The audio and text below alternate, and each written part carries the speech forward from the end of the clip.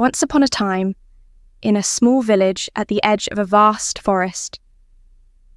It was a warm evening in the village of Lushana when the stranger arrived. His presence was immediately noticed. Clad in robes of deep crimson and gold, he walked with the confidence of a man who had travelled far and conquered many challenges. His name was Unveiled, and he claimed to come from a distant land where rivers shimmered with gold and mountains kissed the sky. The village gathered to greet him, curious about this man who seemed to carry an air of mystery. He spoke eloquently, sharing tales of his homeland and presenting gifts of silk and rare spices. But his true purpose was soon revealed. He sought a bride, and his gaze landed on Nalaya, the most beautiful girl in the village. Nalaya, with her ebony skin and eyes that sparkled like the night sky, was beloved by all.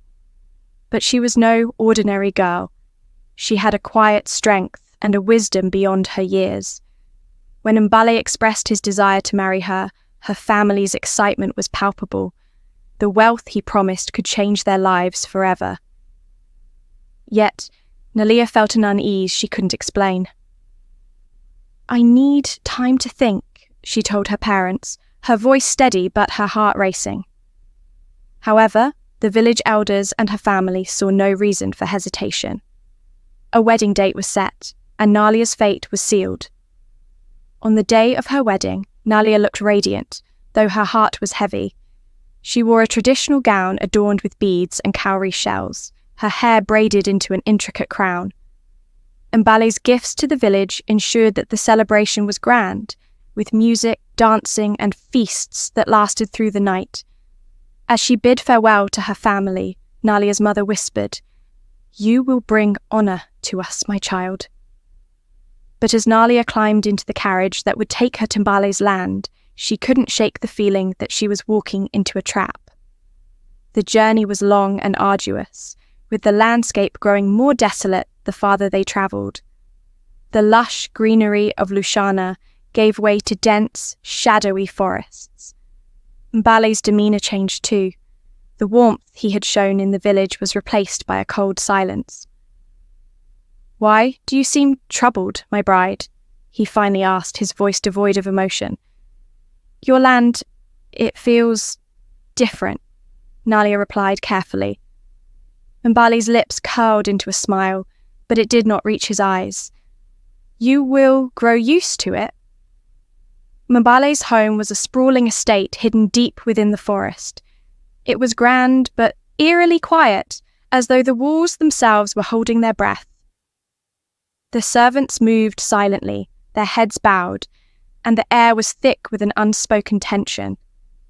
Nalia was introduced to Unveiled's family, his stern mother, his two brothers who rarely spoke, and a little girl named Amina, who seemed out of place in the sombre household.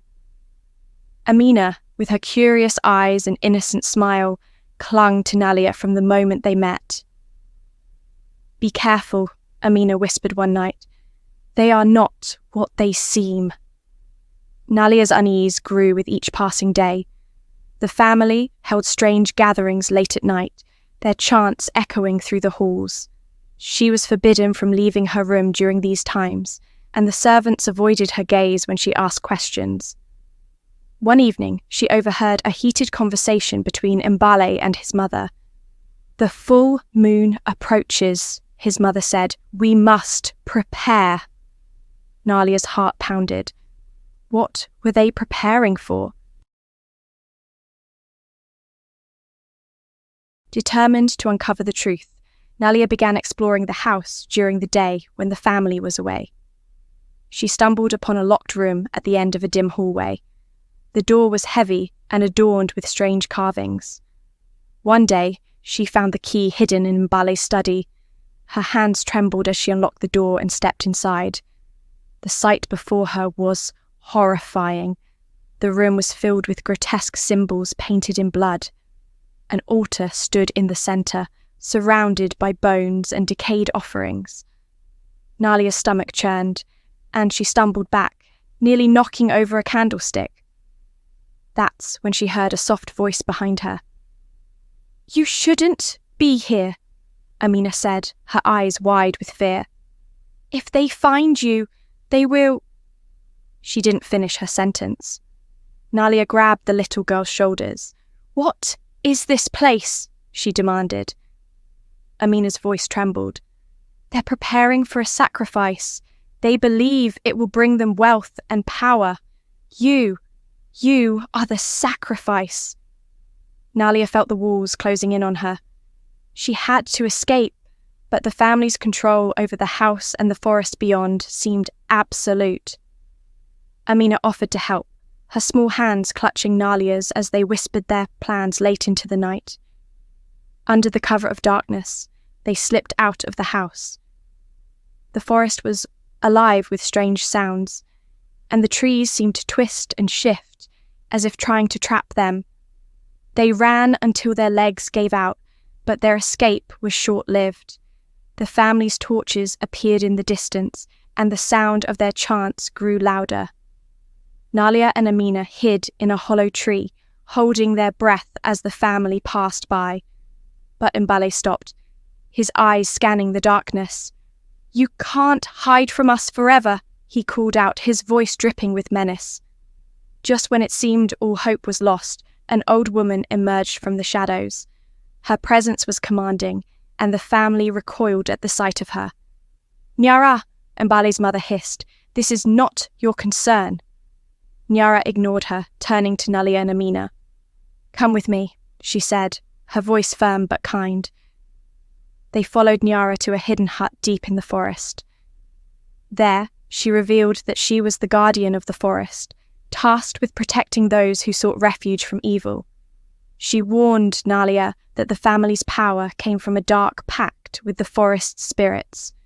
Inside the hut, Nyara brewed potions and marked symbols on the ground.